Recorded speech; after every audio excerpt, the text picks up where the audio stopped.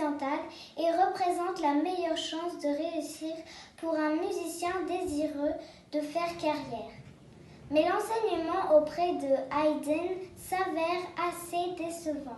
Les deux hommes, ayant pourtant une estime réciproque, ne trouvent pas une relation équilibrée. En 1793, Haydn proclame à Beethoven: « Vous avez beaucoup de talent et vous en acquérirez encore plus, énormément plus. Vous avez une abondance inépuisable d'inspiration, vous aurez des pensées que personne n'a encore eues, vous ne sacrifierez jamais votre pensée à une règle tyrannique, mais vous sacrifierez les règles à vos fantaisies, car vous me faites l'impression d'un homme qui a plusieurs têtes, plusieurs cœurs, plusieurs âmes. »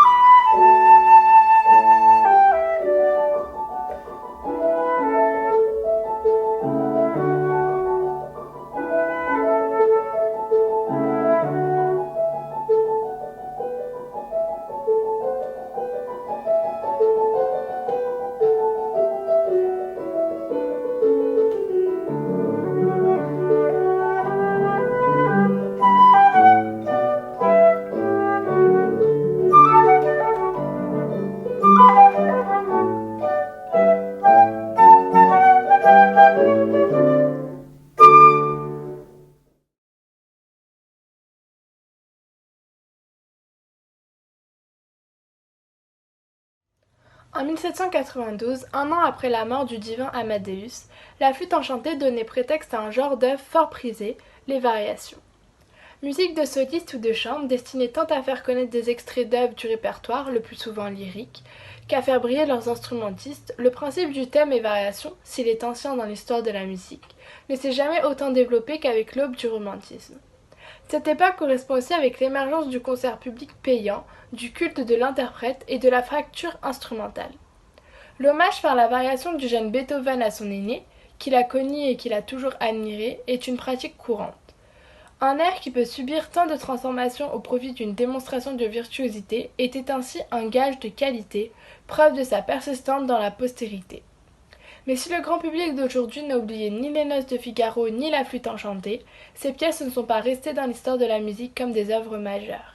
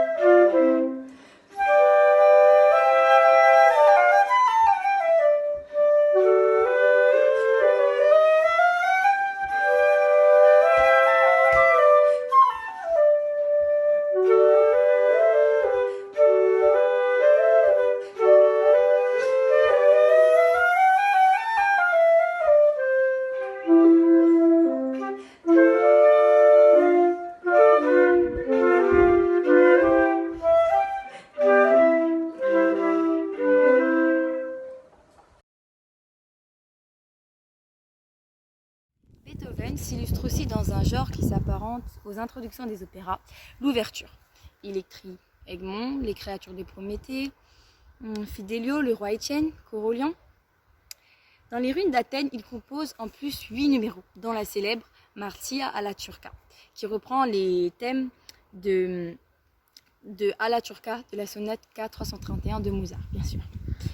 Pour approfondir l'origine de cette composition, il faut savoir que c'est François Ier, donc empereur autrichien, qui a voulu construire le plus grand théâtre allemand, qui était prévu en octobre 1811. Et donc, on avait demandé à August von Kotzebue, auteur alors fameux, d'écrire 2 pièces nationalistes tirées de l'histoire hongroise. Alors, on peut s'étonner que ce soit une pièce en allemand inaugurée dans un théâtre hongrois. L'éviction des Turcs, qui dominaient une partie importante du pays par les Habsbourg. Donc, il faut savoir que les Habsbourg, c'était la grande famille qui dominait l'empire austro-hongrois. En 1699, avait conduit à une forte germanisation de la Hongrie. C'est ainsi que, vers 1800 environ, 70 à 90% de la population des grandes villes parlait allemand. C'est ainsi que donc Beethoven, qui est un auteur allemand, a été sollicité pour écrire sur le livret des ruines d'Athènes, étant le compositeur le plus illustre de l'époque.